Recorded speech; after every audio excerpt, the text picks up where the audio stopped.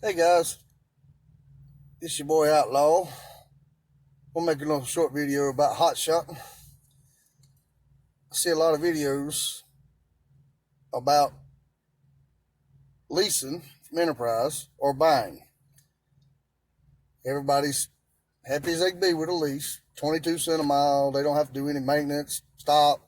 Enterprise pays for it. Tires, everything. Just going to break down some numbers for you. I've heard them broke down one way. I haven't heard them broke down this way. So far, and these are rough estimates,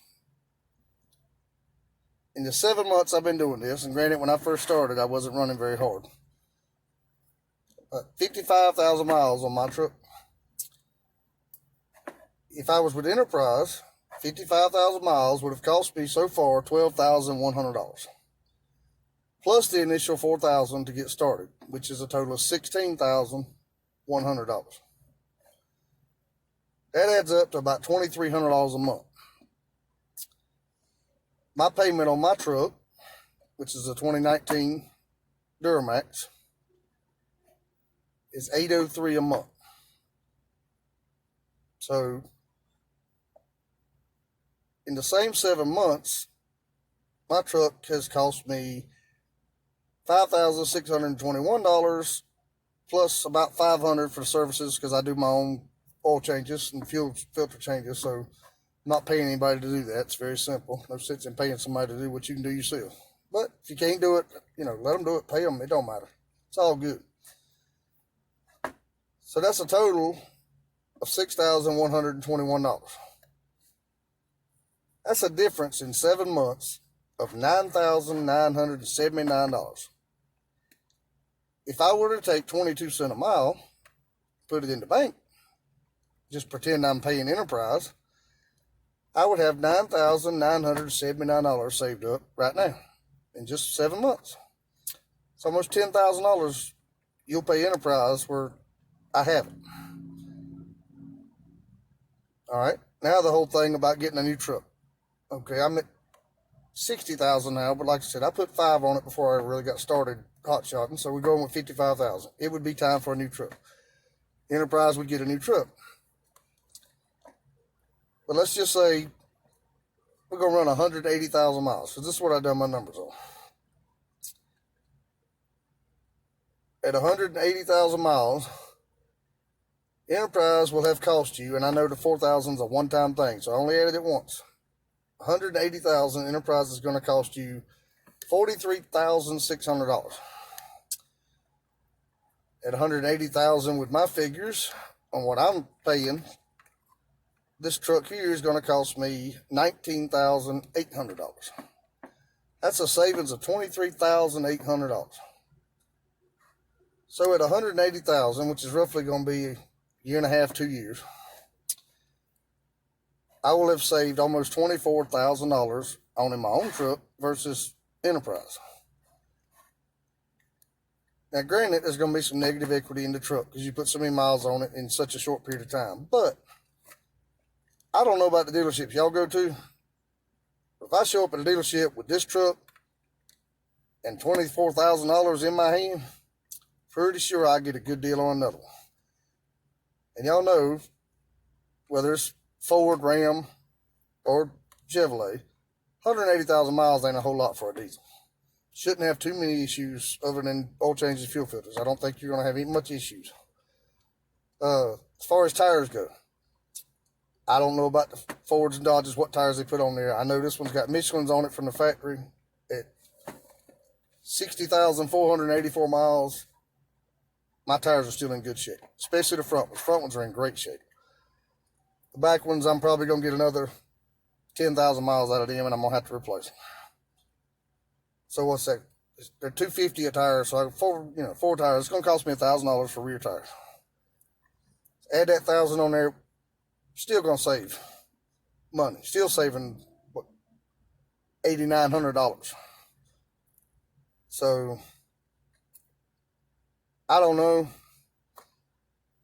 Maybe you like not having the headaches of worrying about the oil changes and the tires and all that. You like somebody else taking care of that, and you want to pay the 22 cents a mile. I mean, it's whatever floats your boat, whatever creams your Twinkie, as I say.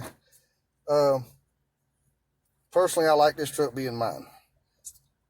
If I'm at home and I need to do something with this truck, I unhook my trailer, I can go do it. I don't owe nobody 22 cents a mile for miles driven and not making any money.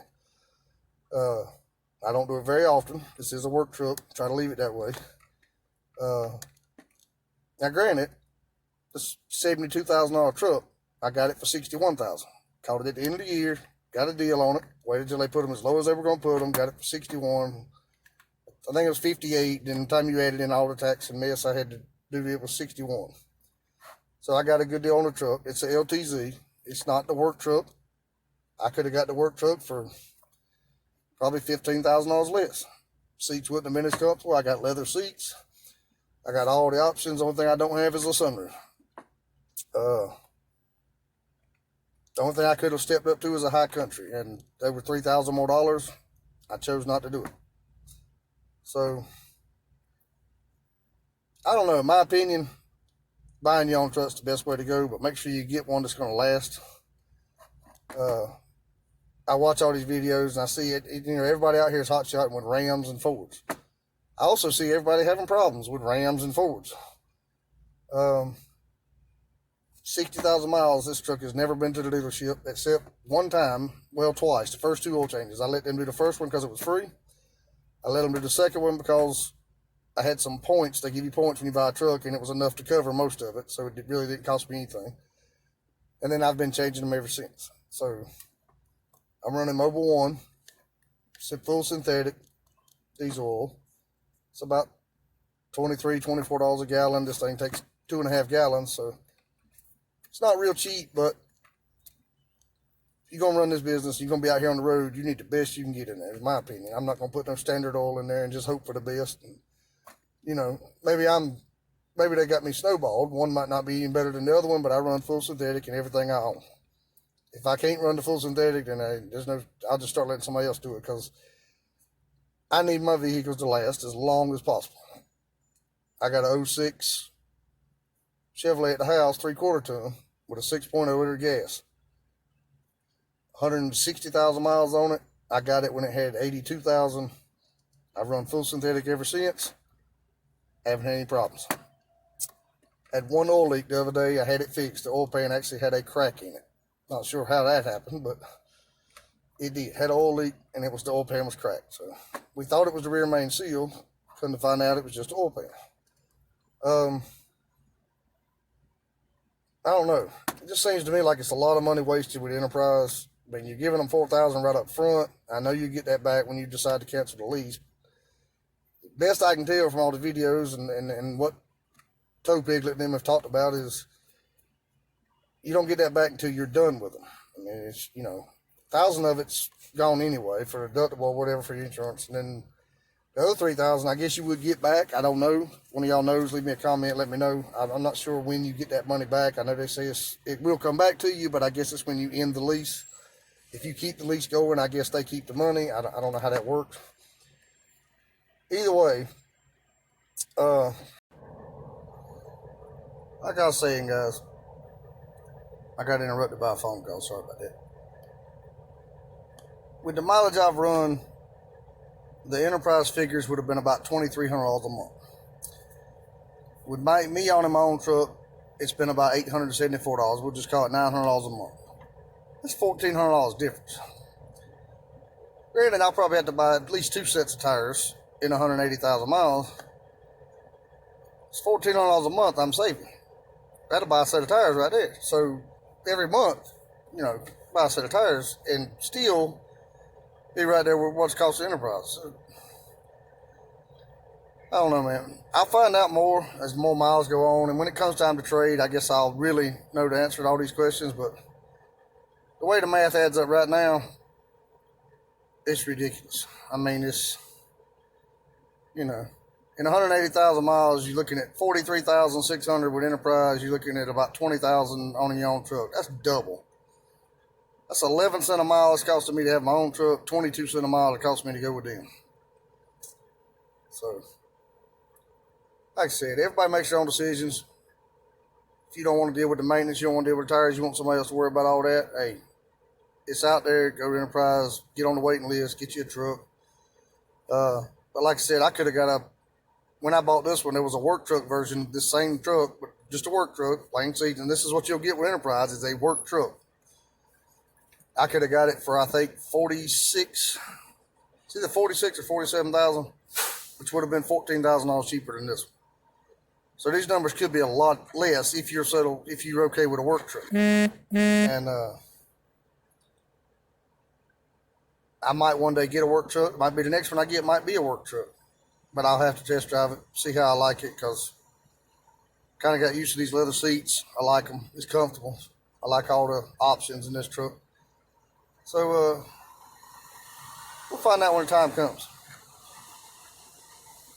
Anyway, we're going to get out here for a minute. I'm going to show y'all something.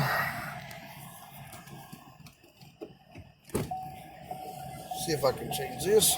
Nope.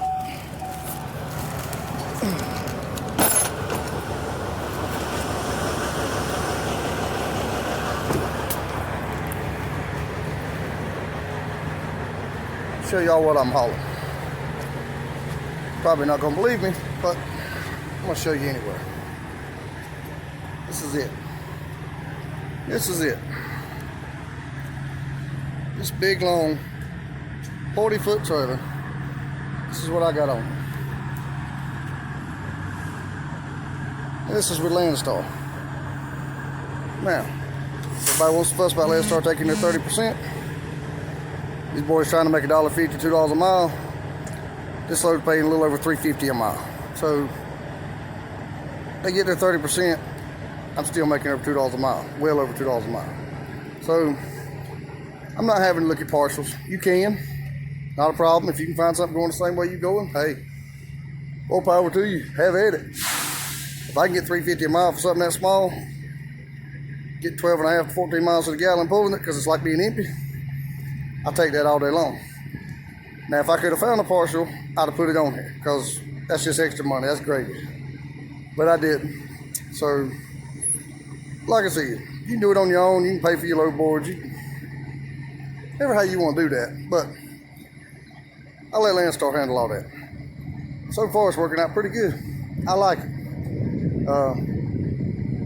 Very seldom do I run for less than $2 a mile. I have, and I can. It's not hard. I mean, I can run $1.50 a mile. I'll still make money. But I like to set a limit at $2 a mile. And like I said, I pop up with these loads every now and then, $3.50 a mile. I mean, look, guys, that's it. One little pallet. I think it weighs about 1,300 pounds. I pulled up. They set it down, threw 2 straps on it. I got one little box in the back of the truck that goes with it. You can tote by hand. $3.50 something a mile. How you gonna beat that? Hard to beat. Look at this trailer.